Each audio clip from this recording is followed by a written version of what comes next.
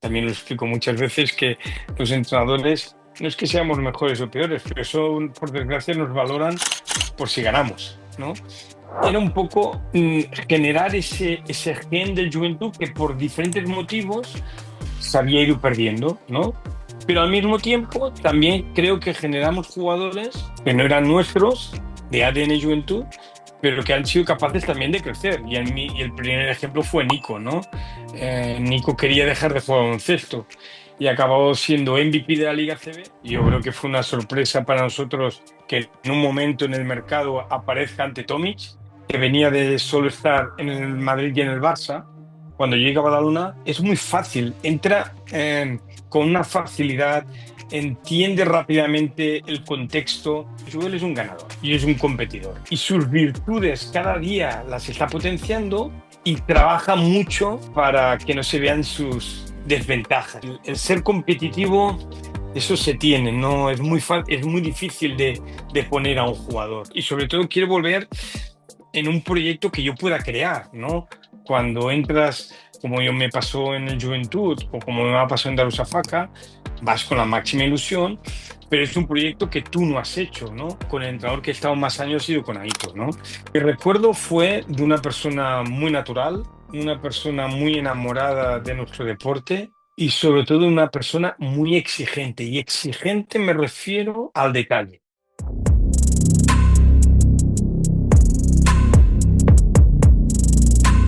Hola a todos, bienvenidos al canal, bienvenidos a Valer Perspective. Estamos de vuelta una semana más con un nuevo vídeo y en el caso de hoy contamos con la presencia de Carles Durán, entrenador profesional de baloncesto. Muchas gracias por estar con nosotros, Carles. Bienvenido a Valer Perspective. Muchas gracias y nada, encantado de estar con vosotros.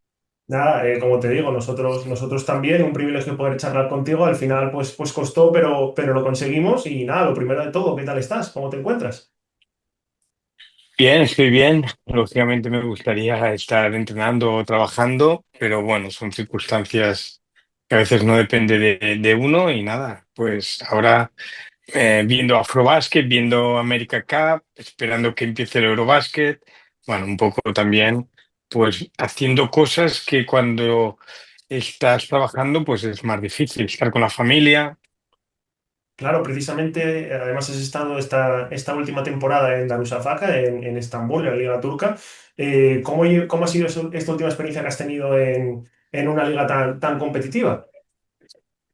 Bueno, por un lado, con cosas negativas y por otro, con lado, con muchas cosas positivas, ¿no?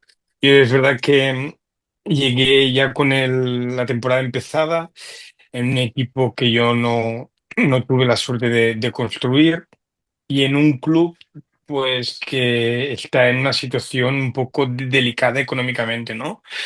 Pero al mismo tiempo, pues, he vivido muy bien. Estambul es una ciudad maravillosa donde hay mucho baloncesto como tú has comentado, pues en una liga muy competitiva, ¿no? Seguramente después de la Liga CB, yo creo que es la liga europea donde hay más nivel, ¿no? Por empezar, pues hay el campeón de Euroliga, que es Fenerbahce, pero por ejemplo está Galatasaray, que jugó la final de la Final Four de la Champions. Bueno, hay muy buenos proyectos y insisto, yo creo que es una liga como todas, con sus cosas de mejorar, pero ha sido una gran experiencia. Como decías, ¿no? Al final el nivel de la Liga Turca es tremendo, con equipos bueno, con una gran participación en competición europea, y Darüşşafaka además era un equipo que había sido también campeón de Eurocup en 2018. Un poco, ¿cómo surge esta opción, Carles, después de tu salida de la Peña para ir a entrenar a esta competición? Pues por un lado fue muy sorpresivo porque fue a través de Orkun. Orkun es el director deportivo y ahora GM de Darusafaka. Muchos años fue el, el delegado de Fenerbahce y él tiene un aprecio y un cariño a Badalona, ¿no? Él cree que en Badalona pues se juega un baloncesto especial, se generan muchos jugadores y él hace años que está intentando, no lo está consiguiendo, pero está intentando que Darusafaka sea un club donde en Turquía los jugadores jóvenes puedan crecer, ¿no?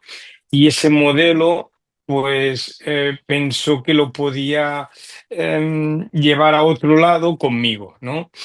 por desgracia no tienen ese talento ofensivo o que ellos creen y sobre todo económicamente el club está muy débil, ¿no? Pero fue a través de Orkun. Orkun fue el que contactó conmigo, es el que me explicó el proyecto y sí que es verdad que desde fuera pues parecía muy bonito y parecía muy interesante, pero luego la realidad fue que, bueno, tuvimos muchos problemas, pero él lo está intentando y bueno, espero y deseo que Darussafaka vuelva a sus raíces, ¿no? Sí que es verdad que es un club que está muy bien estructurado, porque como tú has dicho, pues con David Black ganó la Eurocup, jugó la competición de Euroliga, pero la Euroliga, como a otros clubes, pues les generó un déficit muy grande y ahora todavía pues se están recuperando de ese desgaste económico que tuvieron en su momento, ¿no? Claro, además la Liga Turca, creo que tú en alguna ocasión también lo has comentado, pues tiene ciertas peculiaridades, ¿no? Por ejemplo, el tema de tener siempre un turco en cancha, un gran nivel, ¿no? de competidores. Un poco en tu llegada a la competición, ¿cómo ha afectado esto, digamos, en tu trabajo con la plantilla, ¿no? El tener, pues bueno, unas normas distintas quizás a la Liga Endesa y además un nivel de equipos tan elevado. Sí, para que todo el mundo tenga claro, siempre hay que tener un jugador turco jugando. eh, y más que afectar, no ha sido una afectación, sino ha sido un aprendizaje. Es verdad que la calidad de mi plantilla no era excelente y los jugadores turcos que utilizaba más pues eran de posiciones diferentes, ¿no? Entonces, en lo que me afectaba más o en lo que he tenido que aprender más es cuando tenía que cambiar un jugador exterior turco, muchas veces tenía que hacer un cambio con un jugador interior. Y eso lo que me hacía era cambiar uno de mis juegos interiores que en ese momento no es que lo quisiera cambiar porque estaba jugando mal o estaba cansado, sino porque necesitaba poner otro turco, ¿no? Y a veces en las rotaciones, pues sobre todo al principio, pues bueno, tenía que pensarlo 30 segundos antes de ejecutar el cambio, ¿no? Pero bueno, ha sido un proceso. Lógicamente hay equipos como Fenerbahce o Efes o, o muchos otros, Besiktas, que tienen una calidad de turcos pues mucho más alta y entonces la rotación es mucho más fácil, ¿no? Pero los equipos que no teníamos tanta facilidad, ¿no? Pues bueno, era mucho más complicado. Pero bueno, yo creo que al final siempre jugaba con 9, 10, 11 jugadores durante el partido. He intentado que ese ritmo que a mí me gusta no parara, pero bueno, lógicamente, pues en algún momento, pues siempre mi ayudante Erdi, que es turco, siempre a veces me hacía el comentario de decir, Carlos, acuérdate que siempre tenemos que tener un turco, ¿no? Y sí que es verdad que en algún momento, pues pensando en el partido o viendo el partido, pues a veces, no digo que me equivocaba, pero me olvidaba que siempre tenía que tener un jugador turco, ¿no? ¿Y cuáles son, Carles, las principales diferencias que te has encontrado entre la ACB y la Liga Turca? Bueno, hay bastantes, ¿no? Por poner un ejemplo, por ejemplo, en Turquía puedes jugar con 7 americanos en la plantilla, 7 americanos, 7 extranjeros. La mayoría de equipos son 7 americanos, ¿no? ¿Qué diferencia hay con la Liga CB? Bueno, pues el nivel físico es importante. Y el nivel de lectura también, ¿no? Es una liga más donde el jugador americano quiere el uno contra uno, donde el jugador americano em, le cuesta a entender más el concepto de juego de equipo, que en la Liga CB yo creo que está más normalizado, ¿no? Eso por un lado. Y luego el arbitraje, ¿no? El arbitraje, pues en la Liga CB, con todo lo que lo podemos criticar pues el nivel de la Liga CB es muy estable, ¿no? Pero por otro lado, la Liga Turca está muy bien organizada, hay una relación mm, peculiar entre los clubes. Es verdad que cuando hay una rivalidad entre clubes de fútbol, por ejemplo, Galatasaray y Besiktas, pues el nivel eh, es alto, pero en general hay una relación muy buena entre los clubes y entre los staff, ¿no? Y eso también es de agradecer, ¿no? Hay una buena relación y, bueno, y otra cosa que también me llevo en mi mochila, ¿no? Me parece muy interesante lo que comentas. Además, todos hemos visto un poco el ambiente de los equipos turcos, ¿no? Cómo la afición pues se involucra. Es cierto que igual no todos los equipos pues congregan tanta masa social como los principales, ¿no? Pero es algo que llama mucho la atención. Y en cuanto a la adaptación, Carles, que muchas veces parece que quizás es solo lo deportivo, pero al final somos seres humanos, ¿no? Esa adaptación de salir de casa a una liga desconocida, como entrenador a nivel personal, ¿cómo la has llevado? Bueno, por un lado bien, como he dicho, Estambul es una ciudad maravillosa, es una ciudad que recomiendo a todo el mundo, es una ciudad que ellos dicen calculada de 20 millones de habitantes. Eh, Luego se tiene que contar la gente que no cuentan, pero personalmente muy bien. Estambul es una ciudad maravillosa, se come muy bien, es una comida, por un lado, muy mediterránea, pero por otro, pues tiene su toque más islámico o más árabe, ¿no? Entonces, esta mezcla es, bueno, muy agradable. La gente en general, muy amable, muy agradecida, pero sí que es verdad que muy poca gente habla inglés y el turco pues es bastante difícil, ¿no? Yo no tuve la capacidad en 7 meses, bueno, de 4 o 5 palabras, ¿no? Tengo la anécdota de que Alendik B, que conozco bien, que coincidí con él en la juventud, pues él vive en Estambul y su mujer es turca y él habla un turco increíble. Y él me dijo, oh, Carlas, en un año y medio, dos, esto es fácil. Bueno, yo creo que él tiene mucha facilidad, pero sí que es verdad que salir de casa y ir a un sitio donde el idioma es totalmente diferente al tuyo, pues es difícil. Pero al mismo tiempo, insisto, la gente muy agradable y bueno, no digo que me han hecho sentir como en mi casa, porque eso es muy difícil, pero la gente que ha estado a mi alrededor, pues muy bien, ¿no? Y muy comprensiva y al mismo tiempo, pues ayudándome en todo lo que yo necesitaba. Claro, además yo desde fuera al menos parece que es, como dices, una experiencia muy enriquecedora porque además la Liga Turca, aunque quizás a nivel general no se tenga, pues no se siga tanto, tiene un nivel importante, ¿no? Y como estamos acostumbrados también a la Liga CB, pues a veces se olvida. Yendo ahora a tu etapa anterior, en el que fue tu regreso a la Peña, te quería preguntar porque todos hemos visto el gran trabajo que se hizo durante esas temporadas, un equipo que lo pasó muy mal y que estuvo a punto de bajar pues coincidió tu regreso con esa época de asentarse y de crecer. Un poco yendo a esa etapa inicial de tu regreso, porque te formaste en La Peña, luego iremos ahí, ¿cómo viviste esa llegada en un momento tan delicado?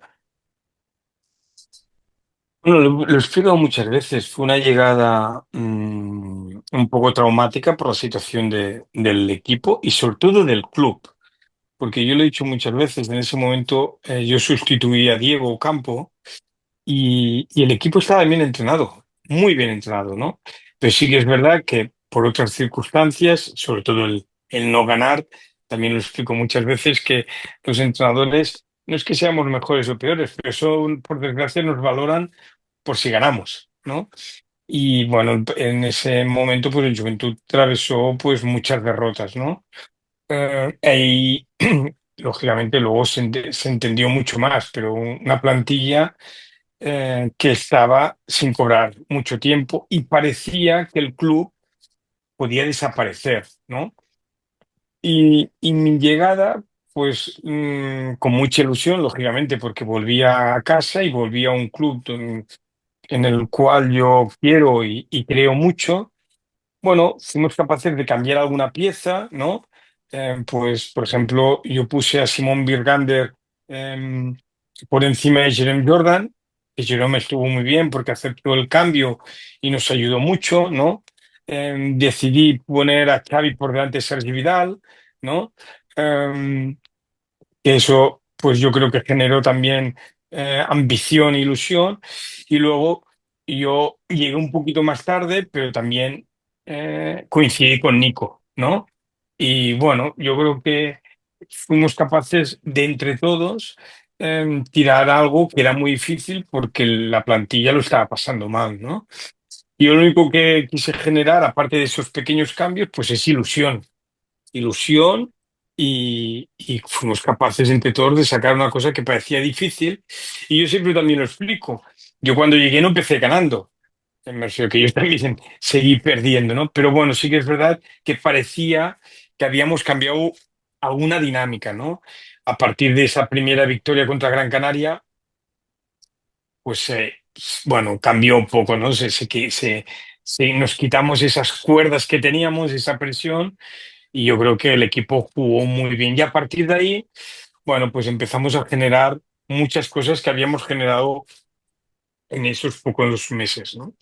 Y en esa semana, digamos, ¿no? Llega la victoria del Granca y al final, como dices, es un estímulo positivo que os ayuda, ¿no? Pero cuando llega un entrenador a un equipo en este contexto, digamos, en el día a día previo a esos resultados, ¿cómo lo gestiona para un poco abstraer al grupo, al colectivo de esa situación y centrar un poco en lo más inmediato, ¿no? Que la cabeza no se vaya a objetivos lejanos? Bueno, yo lo primero que intenté es valorar y potenciar las cosas que ya se hacían bien, ¿no? Entonces, intenté darle más brillo a aquello que pensaba que el equipo hacía bien, ¿no? Por otro lado, intenté que el equipo no estuviera tan pendiente del resultado, que eso también a veces, durante las temporadas, eso a veces nos deja de ver el futuro, ¿no? Solo vemos el partido, solo vemos el resultado, solo vemos el ganar o perder, ¿no? Entonces, bueno, buscábamos otros objetivos, ¿no? Pues el objetivo de ser capaces de, por ejemplo, de recuperar más balones que el rival, por ejemplo, ¿no? O conseguir ir más veces al rebote de ataque que el otro equipo. Empezamos a poner pequeños objetivos, no tanto el hecho de hay que ganar, porque ya sabíamos que teníamos que ganar, íbamos últimos, ¿no? Entonces buscaba más el hecho de pequeños retos y retos reales, ¿no? No se trataba de vamos a meter 150 puntos. Bueno, hubiéramos podido conseguirlo, pero era un reto mucho más difícil. Y sobre todo dar alegría. Eh, Dar alegría, pues quiere decir entrenar bien, pero entrenar con un espíritu mucho más positivo y sabiendo que estábamos perdiendo, porque como he dicho, cuando yo llegué seguíamos perdiendo, pero encontrar cosas más positivas que negativas, ¿no? Y mi carisma, supongo, fue de estar más contento, de estar más sonriente, que no estar más crítico o más enfadado, que a veces durante la temporada, pues los entrenadores, depende del momento, pues nos lleva a eso. Me parece muy interesante porque, como te digo, desde fuera, en ese momento, pues sí que es cierto que se veía con cierta preocupación, ¿no? La situación de la Peña, porque no hay que olvidar que es un equipo histórico, un equipo campeón de Europa y por todo lo que significa, ¿no? Yo creo que otra de las cosas también que destacó mucho de este regreso a la Peña es que muchos jugadores jóvenes crecieron mucho contigo, ¿no? Con un estilo de juego y una propuesta muy valiente. Un poco, Carles, toda esta apuesta que has hecho tú por los jugadores jóvenes? ¿Era una idea que tú ya traías, como dices, ¿no? Viendo un poco lo que había? ¿O fue producto de esa adaptación y de esos jugadores con los que contabas en la Peña? Bueno, eso ya fue una idea, ya la empezamos a hacer cuando yo llegué, como he explicado con Xavi y con Simon. Pero eso ya fue una idea del primer verano, ¿no? Ya cuando ya salvamos y entonces empezamos a construir el equipo para el año siguiente, yo creo que yo lo tenía muy claro. Lógicamente, lo pude hacer también porque Jordi Martí, que es el director deportivo del Juventud, pues lo que tenía muy claro, ¿no? Yo tenía muy claro de dónde venía, ¿no? Me refiero que yo venía del Juventud, donde había trabajado con muy buenos chicos jóvenes, que había crecido también de la mano de Aito, ¿no? Que Aito también tenía una idea parecida, pero sobre todo íbamos con el formato del Prat, ¿no? Yo he estado 6 años en el Prat y entonces ese formato yo creo que fue un formato de éxito, no solo por los resultados, subimos de Liga B a Le Plata y de Le Plata a Leporo y ganamos la Copa Príncipe, etcétera, etcétera, sino subimos una cantidad de chicos al primer equipo extraordinaria, ¿no? Lógicamente también porque los primeros entrenadores en ese momento, pues Aito o Salva, pues los acababan de sacar, ¿no? Y era un poco esa idea, ¿no? De poner 4 o 5 jugadores con una cierta experiencia o 4 o 5 jugadores con talento alrededor de chicos que tuvieran proyección y que tuvieran un sentimiento diferente, ¿no? Y eso es lo que hicimos. Em, Lógicamente hay muchos jugadores que han saltado, pues Neno, Artur Zaga, Xavi, Joel Parra, el mismo Simon. Sí que es verdad que Simon es un jugador formado en el Juventud, pero llegó con 18 años, ¿no? Y han dado el salto, pues Neno estaba en Milán, Artur ha jugado en, en Fenerbahce, ¿no? O Xavi y Joel, que ahora mismo están en la selección.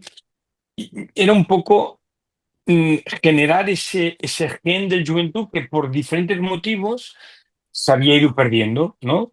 Por un tema económico, por un tema de que no se apostaba suficiente, por mil cosas, ¿no? Dependiendo de la generación.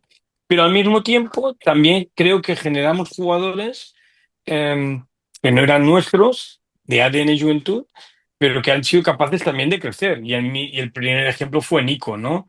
Nico quería dejar de jugar baloncesto y acabó siendo MVP de la Liga CB sin jugar en el Barça y en el Madrid, eso es muy difícil, y siendo un jugador que luego, bueno, pues su carrera está demostrando que hizo bien, ¿no? de no retirarse, ¿no? Pero sobre todo fue el juntar dos grupos, ¿no? Jugadores con hambre, jugadores con experiencia, con jugadores que tenían un gen diferente, ¿no?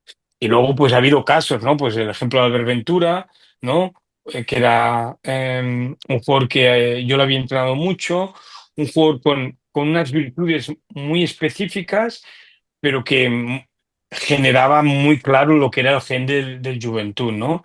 Y bueno, ha habido mil casos. Y en ese proceso, pues además tuvimos la suerte de ir recuperando, ¿no? Pues volvió Guillem, volvió Marco Todorovic, volvió Ferran Bassas. No pudimos, en este caso yo, no pude recuperar a Ricky, pero ahora ya lo han recuperado. Pau Rivas, bueno, yo creo que ha sido una mezcla de muchas cosas, pero sobre todo teniendo muy claro que éramos el Juventud. Y para ser el Juventud, pues lo más claro para mí era poner jugadores jóvenes con talento. Es que es muy característico además, ¿no? Todo el mundo pues lo dice, ¿no? El Juventud como una de las canteras más importantes de España, ¿no? Y llegar con esa seña de identidad, llevarla al primer equipo, mantenerla en un momento tan delicado, creo que tiene mucho mérito, ¿no? Tú que además te has formado en La Peña como entrenador, más allá de posteriormente pues volver, ¿no? A entrenar al primer equipo, ¿qué crees que es en cuanto a los entrenadores, ¿no? La gente que formasteis parte de, o forman parte en la actualidad de la dirección deportiva de los entrenadores de La Peña? ¿Cuál crees que es la clave, ¿no? Digamos, en el tratamiento y la mejora de estos jugadores, ¿no? Porque se ve que cuando tienen la oportunidad salen jugadores con unos recursos y con un talento enorme. Bueno, lo que hablaba también de las generaciones, ¿no? Yo creo que cuando yo llego al Juventud, siendo muy joven, hay un grupo de entrenadores sobresaliente, ¿no? Los que más destacan fue Miquel Nolis, que era el que me trajo al Juventud. Lógicamente ahora Miquel es muy mayor, pero Miquel pues ha sido el maestro de Raúl López, de Sergi Vidal, de Epi, de Jordi Villacampa, ¿no? Una institución en el baloncesto catalán, sobre todo una institución en Badalona, ¿no? Pero ahí había muchos, por ejemplo estaba Joan Plazo, ¿no? O estaba Jordi Martí, actualmente director deportivo del Juventud, ¿no? Esa primera jornada de entrenadores, pues bueno, también éramos un equipo, ¿no? Y entonces, bueno, todos aprendíamos de todos, sobre todo los más jóvenes como yo, pues aprendíamos de grandes entrenadores, de Marcel Roca, un entrenador bastante importante también en el baloncesto catalán. Bueno, había un grupo de entrenadores muy buenos, ¿no? Pero con la llegada de Aito, se generó otro grupo de grandes entrenadores, ¿no? Seguramente yo era el de los mayores ya, ¿no? Pero entró Sito Alonso, estaba Marc Calderón, que ha sido, pues, y es para mí uno de los grandes formadores del baloncesto catalán. Entró Paco Redondo, que empezó siendo ayudante mío, ¿no? Luego ya, mucho más tarde, entró Dani Miret. Pero ahí también, ¿no? Empezamos, estaba Yo Riera, empezamos a generar otro grupo de entrenadores que entre nosotros, ¿no? Em, nos animábamos, ¿no? Uno iba a ver al otro, aprendíamos de otro y hicimos como una pequeña familia y esa familia generó tal talento que y lo llevábamos a los jugadores, ¿no? A mí me gustaba ver a Marc entrenar, Marc me veía entrenar a mí, luego cuando acabábamos los entrenamientos, sobre todo los viernes, cenábamos todos juntos, generamos ahí una comunión que fue excelente, ¿no? Yo creo que pasado el tiempo, pues David Jimeno, que ahora hace poco ha fichado por el Real Madrid, pues también lo he intentado, ¿no? Él ha sido muchos años jefe de cantera, mi último año fue ayudante mío también en el primer equipo. Bueno, siempre es generar esa ilusión y seguir explicando ese ADN que a veces no es fácil de explicar si no lo vives, ¿no? Y yo creo que lo bueno que ha tenido también en Juventud es que muchos de los entrenadores que ahora están en la élite, pues han vivido ese baloncesto mucho más amateur, pero al mismo tiempo muy profesional, porque no solo queríamos ganar, al final es verdad, como he dicho antes, que solo nos valoran por ganar, sino lo que queríamos que nuestros equipos y sobre todo nuestros jugadores, pues fueran mucho mejores, ¿no? Por eso te lo preguntaba precisamente, porque muchas veces se ve, ¿no? Cuando hay los resultados en el primer equipo, pero sois muchos los entrenadores que habéis trabajado y que trabajan en la base, ¿no? Fuera de los focos, alejado con toda esa mejora individual del jugador, ¿no? Comentabas ahora también un poco, ¿no? El valor de la victoria. A veces cuando ganas, pues todo se reconoce, pero cuando llegan las derrotas parece que se olvida, ¿no? La Peña tuvo ese momento de dar un salto a jugar, pues en un año mismamente las semifinales de las tres competiciones, de Eurocup, de ACB y de la Copa del Rey.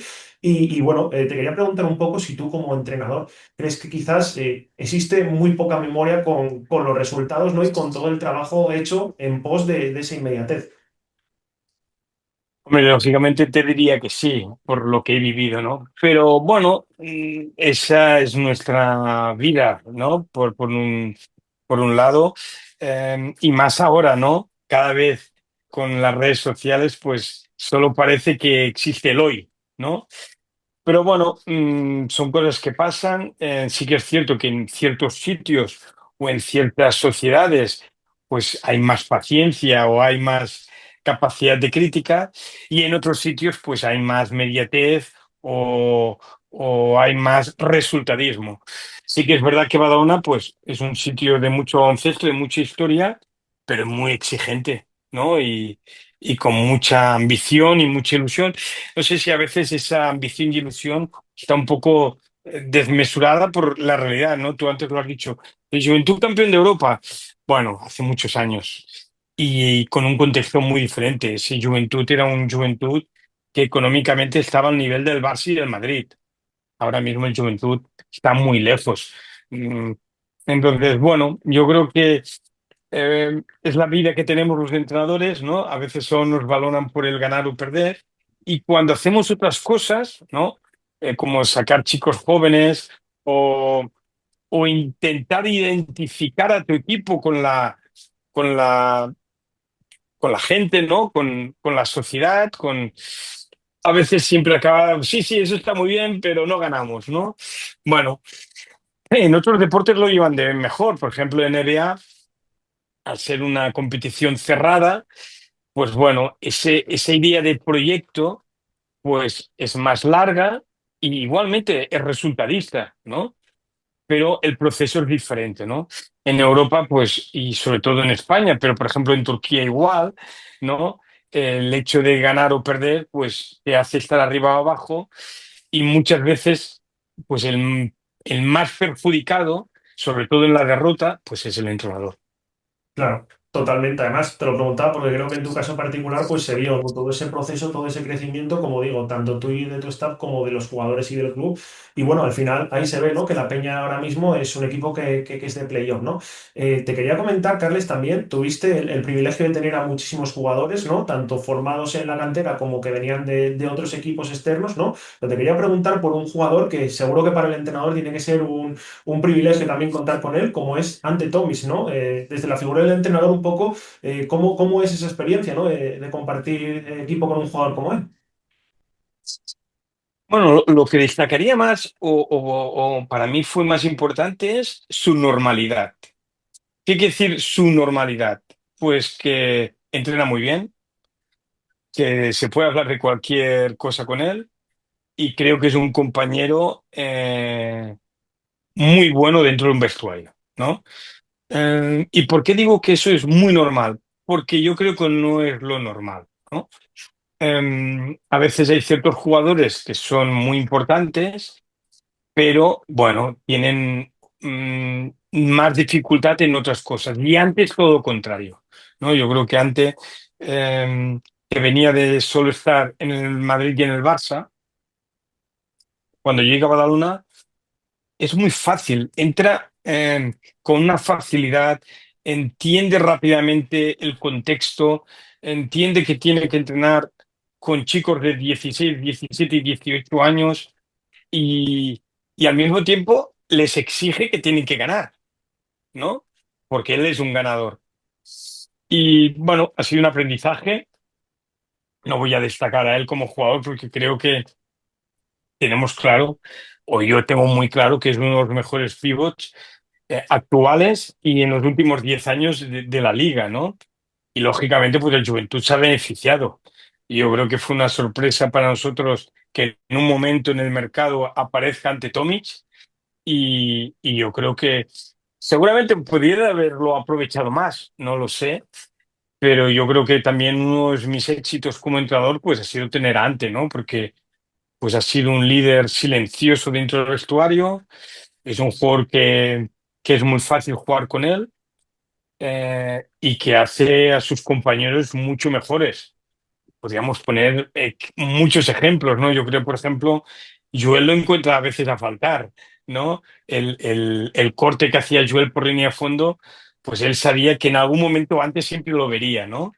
No sé, ha sido un placer y bueno, es de esos jugadores que no simplemente como jugador, sino también personalmente, pues creo que tengo una relación diferente, ¿no? A veces no con todos conectas igual, no solo hablo con los jugadores, sino también con la gente del staff y yo con él y creo que él también conmigo, pues conectamos muy rápidamente y bueno, ya se vio el año pasado con otro entrenador, pues casi fue el MVP de la liga, con un rol un poco diferente y espero y deseo pues que siga jugando igual y muchos años, porque creo que antes es de esos jugadores como Marceliño que, que tienen cuerda.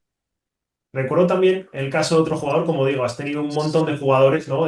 Tanto formados en la cantera como que han venido de otros clubes que han tenido una gran progresión también contigo, ¿no? Pero un jugador que creció contigo, ¿no? Que ahora es un jugador pues consagrado, ¿no? De Euroliga, como es el caso de Joel Parra, pero yo recuerdo que en su etapa inicial contigo incluso le reservabas, ¿no? O esa es la sensación que daba al menos para tener más minutos en Eurocup y para que él se pudiera progresar. Tú que has visto a Joel Parra, digamos, ¿no? Desde ese crecimiento en el primer equipo hasta ahora que está, ¿no? En el Barça, ¿cómo estás viendo en la actualidad a Joel Parra, teniendo en cuenta, pues bueno, todo el talento y esa progresión desde poco a poco que se vio contigo? Bueno, Joel es un caso un poco diferente, ¿no? Porque Joel no es un jugador que cuando lo ves por primera vez dices, qué jugador más talentoso, ¿no? Tiene sus virtudes, como todos, pero sobre todo Joel es un ganador y es un competidor, ¿no? Es verdad que Joel tuvo un proceso un poco diferente. También tuvo un proceso un poco diferente porque estaba Xavi, ¿no? Entonces, Joel, casi toda su formación, casi toda, ha sido más un 4 que un 3, ¿no? Pero con la ayuda de Pau del Tío, ¿no? Que ha sido los entrenadores que ha estado más años con él, pues veíamos o pensábamos que Joel tenía un perfil mucho más exterior. O pensábamos que para nosotros su perfil nos podía ayudar mucho en la línea exterior. Eso tenía un hándicap porque él tenía que defender a jugadores más pequeños, a jugadores más rápidos, ¿no? ¿Y por qué al principio el Eurocup? Bueno, era una manera del Eurocup con el formato de competición que nos ayudaba a que los jugadores jóvenes, en su caso él o Neno, tuvieran más minutos y pudiéramos regular, ¿no? Xavi, por ejemplo, era mucho más importante en la Liga CB, que lo seguía teniendo en la Eurocup, pero me ayudaba a que Joel tuviera mucho más protagonismo, ¿no? Y luego cuando ya Xavi se fue a Valencia, pues Joel tuvo mucho más espacio y demostró que, bueno, pues que se convirtió en un jugador vital para nosotros, ¿no? Y ahora, pues yo creo que Joel todavía está en ese proceso de adaptación, ¿no? Yo creo que todavía desde muy afuera parece que no está muy claro cuál es su rol o su posición en el Barça, pero al mismo tiempo tiene esa polivalencia, ¿no? Que Joel, con que es tan ganador y tan competidor, que Joel lo que quiere es jugar, sea en el 3 en el 4 o en el base. Él lo que quiere es jugar y hará todo lo posible para jugar y ayudar a su equipo, ¿no? Y eso es lo que también se ve en la selección, ¿no? Yo creo que Sergio lo utiliza al 4, lo utiliza al 3, dependiendo un poco, ¿no? Y yo creo que es un jugador que, bueno, es de esos jugadores que siempre querrías tener en tu equipo, ¿no? Es un chico muy positivo, siempre está sonriendo, es un gran competidor, no solo jugando, sino entrenando, y sus virtudes cada día las está potenciando y trabaja mucho para que no se vean sus desventajas, ¿no? Por poner un ejemplo, ¿no? Parecía que había ganado mucho peso y él pues ha hecho un cambio y ha recuperado ese físico y ese cuerpo de atleta, ¿no? Es un jugador que yo creo que va a dar muchas alegrías a su equipo y a la selección porque tiene ese gen que no es fácil de entrenar, ¿no? El ser competitivo, eso se tiene, ¿no? Es muy difícil de poner a un jugador. Y además es que sigue siendo muy joven todavía Joel Parra, pero como te digo, como al final entró desde que era nada, un jugador casi salió de cantera contigo, pues por eso te digo, ¿no? Que se ha visto también pues esa progresión poco a poco y lo que le queda.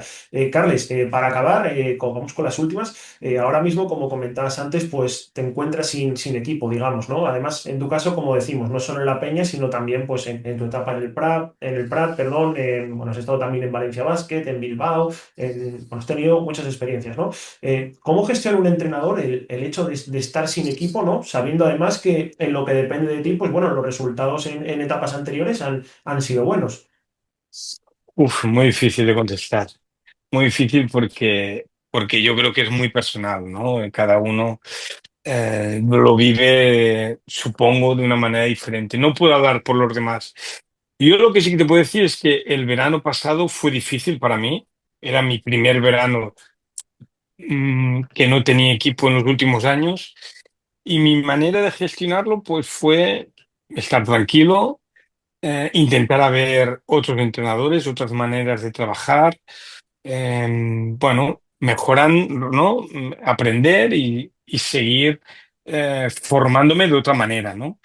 Este verano ha sido diferente. Este verano he tenido opciones de entrar, algunas pues las he descartado por diferentes motivos, otras pues no he podido entrar porque no me han elegido a mí y eso también pues genera frustración, ¿no? Porque yo quiero trabajar y sobre todo quiero volver en un proyecto que yo pueda crear, ¿no? Cuando entras, como yo me pasó en el Juventud o como me ha pasado en Darusafaka, vas con la máxima ilusión, pero es un proyecto que tú no has hecho, ¿no? Que entrenas jugadores que no has fichado o que tú no has tomado ninguna decisión, ¿no?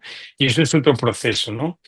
Y bueno, no está siendo fácil. Este verano no ha sido un verano fácil para mí, pero bueno, ahora con la misma idea, pues ahora viendo las competiciones, ¿no? Pues he visto Afrobasket, America Cup, ahora empieza el Eurobasket y luego, pues si mis compañeros me dejan, pues poder ir a ver otros entrenadores, como hice el verano pasado, y ver cosas diferentes y preparándome para si alguien cree que yo les puedo ayudar o yo puedo formar parte de su proyecto pues estar mm, lo mejor, lo mejor para iniciar ese nuevo camino que ahora mismo pues lo veo lejano. Claro, además es que, como decíamos antes, ¿no? Esto es más una opinión mía personal, pero yo creo que quizás se es muy injusto muchas veces por el entrenador, ¿no? Y se olvida el pasado, siempre se está pendiendo un poco de la victoria, ¿no? Cuando al final depende de muchas veces muchos factores que no puedes controlar, ¿no? Ni el entrenador ni a veces el jugador.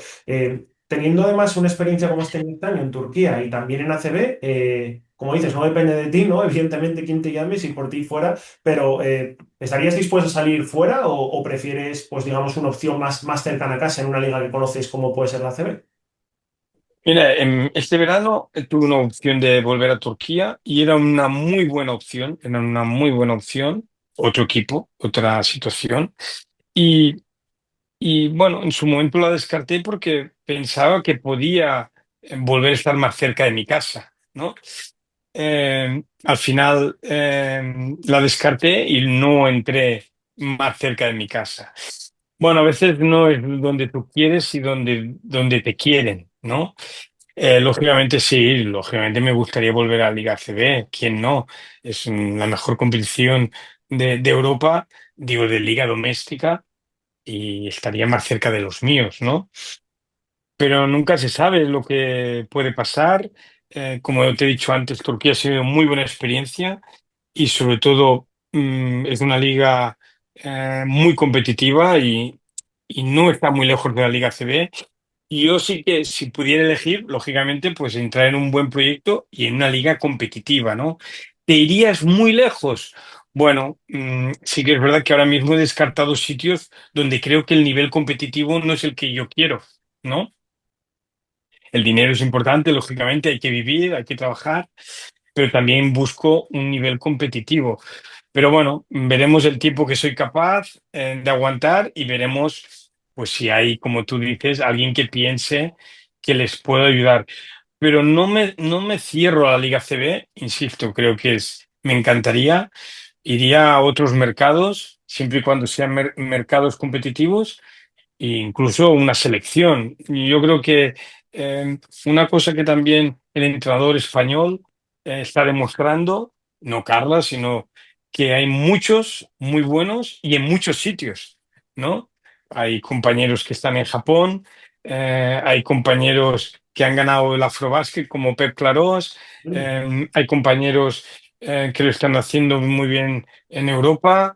Me refiero que yo creo que el entrenador español eh, creo que está bien valorado y por lo tanto estamos en un mercado que también es difícil porque hay muy buenos entrenadores, ¿no? Bueno, yo les deseo lo mejor a todos, pero sí que espero y deseo pues volver un día a poder entrenar porque es mi profesión y es lo que me gusta y creo que puedo aportar cosas, ¿no?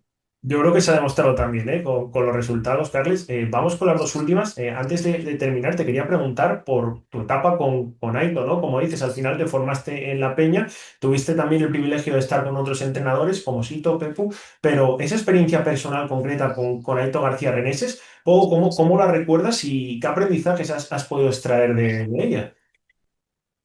Bueno, yo estaba con muy buenos, ¿eh? Antes de ahí estuve con Manuel Comas, que en paz descanse, una persona extraordinaria. He tenido la suerte de estar al lado también de Pedro.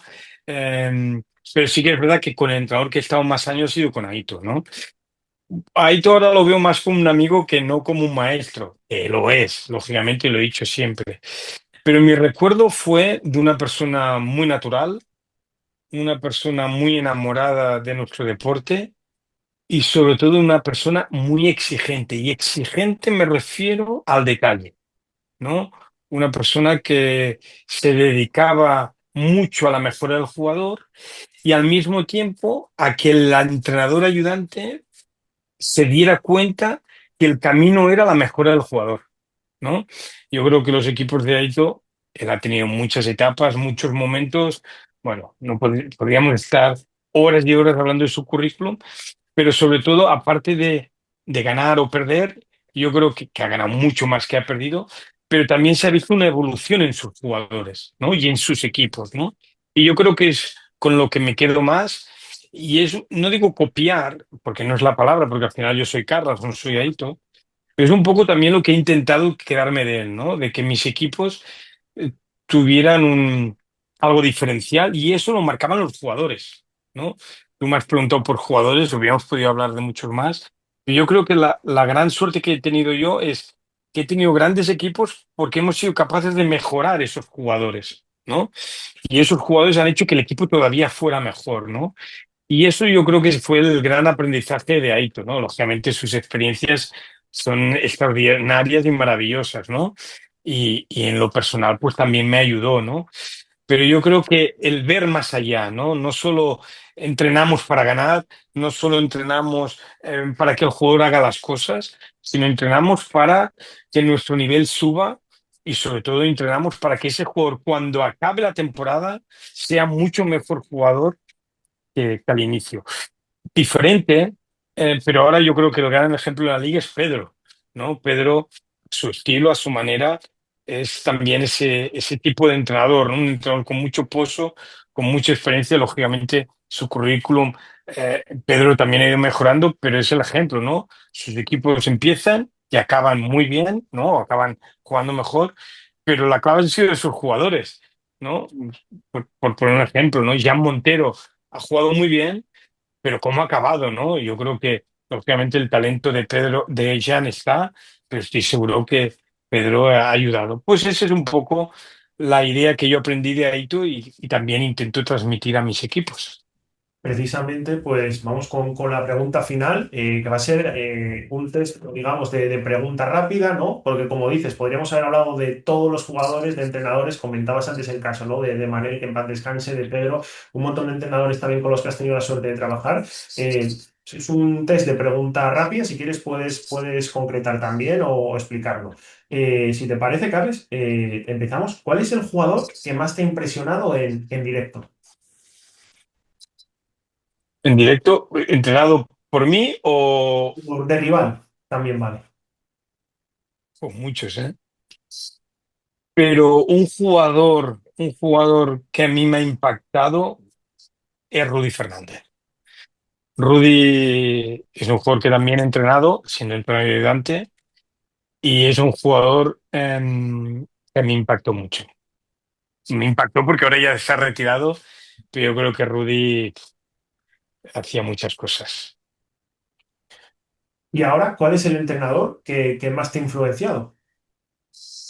Bueno, ya lo he dicho, el que más me ha influenciado es Aito. Lógicamente, miro otros entrenadores, pero si tengo que poner uno, lógicamente Aito. Unos entrenadores que no he dicho y también me han influenciado mucho han sido todos mis ayudantes, porque son con los que también he pasado mucho tiempo. Pero si tengo que poner un nombre, lógicamente Aito.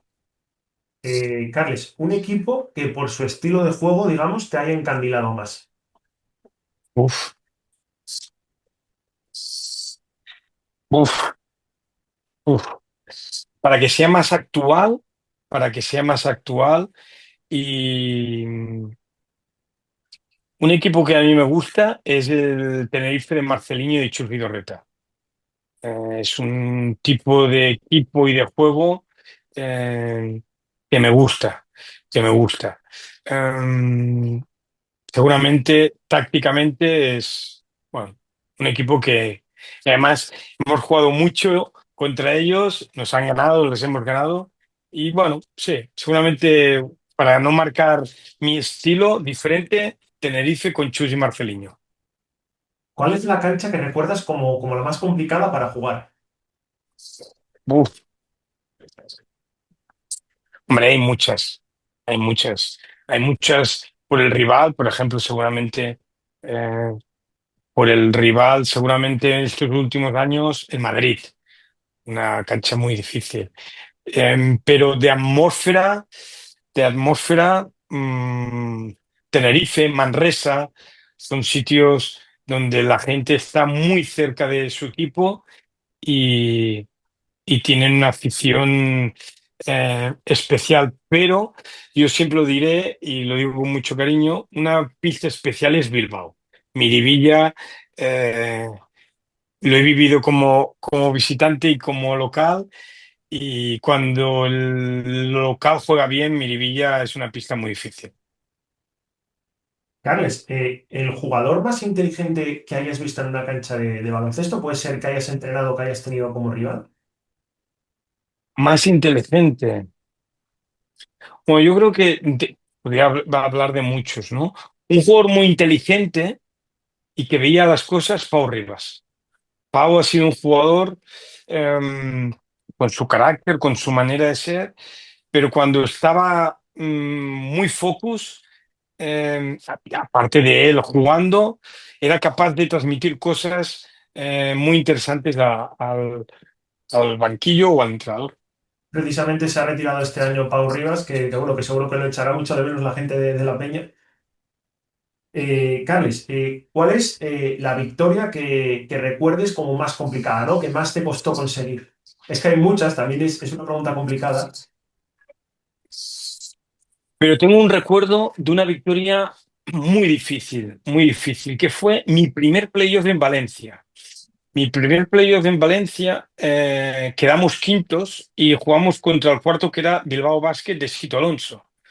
Y entonces ganamos en Bilbao el primer partido, nos ganaron el segundo partido en Valencia y fuimos a Bilbao el tercer partido y ganamos. Y Román Sato, me acuerdo, jugó, bueno, Román, Sam Van Rossum, seguramente hay más, pero esa victoria nos costó mucho porque ese Bilbao de Herbel, de Mumbrú, de Raúl López, de Sito jugaban muy bien y esa eliminatoria y ese partido fue muy difícil y muy importante. Y la derrota más dura, Muchas, pero seguramente con mucha tristeza, la que sufrimos con orgullo, pero la que sufrimos en la Copa del Rey contra Tenerife en la semifinal, esa es una. Y seguramente la derrota contra Ulm en casa, en la primera eliminatoria que se generaba a un partido único. Pero bueno, supongo que la de Tenerife más, porque bueno, era en Badalona, la Copa del Rey, era opción de jugar una final, y bueno, lo tuvimos hasta el último segundo.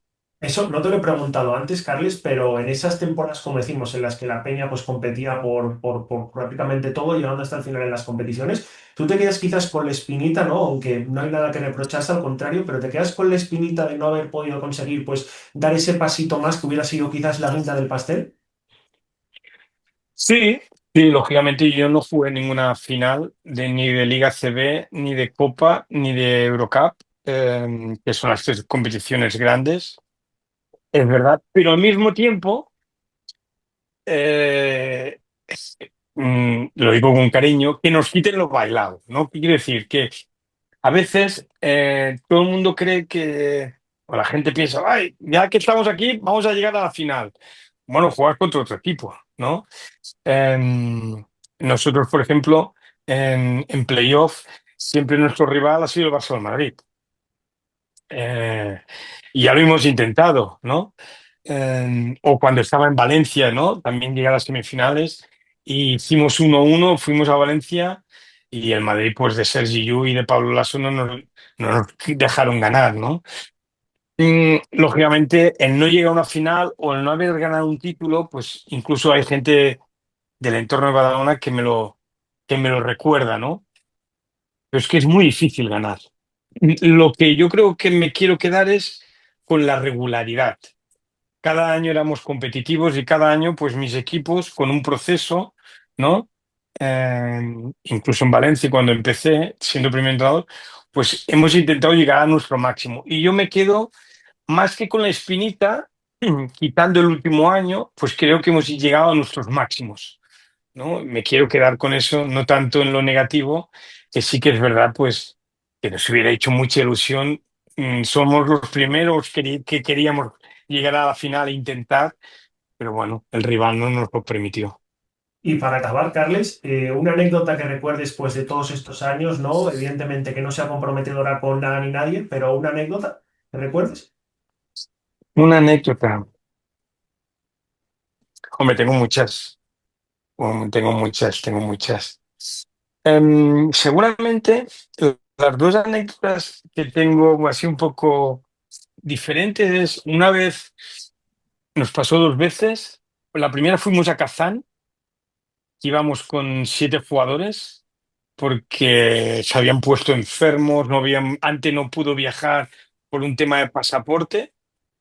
Y, por ejemplo, en ese partido que ganamos en la prórroga, que Neno le hacen una falta que no pitan en la última jugada, donde debuta Arnau Parrado. Hicimos una química muy especial y luego recuerdo otro partido en Polonia contra Wrocław, también con 7 jugadores, con Ante Tomic enfermo en el vestuario y con Artur Sagas vomitando e intentando ayudar, donde Ventura jugó los 40 minutos.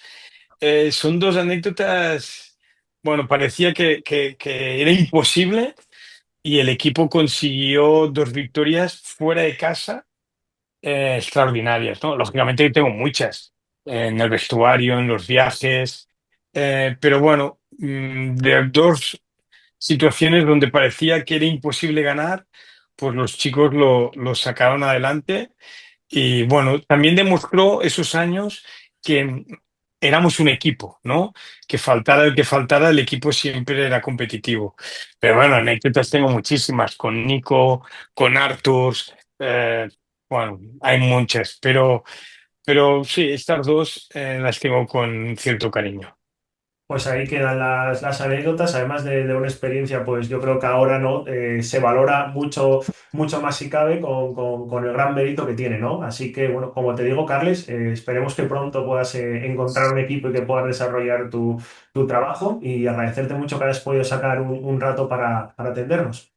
Nada, Diego, ha sido un placer, os deseo lo mejor y a ver si podéis seguir teniendo buenos invitados y yo poderos escuchar.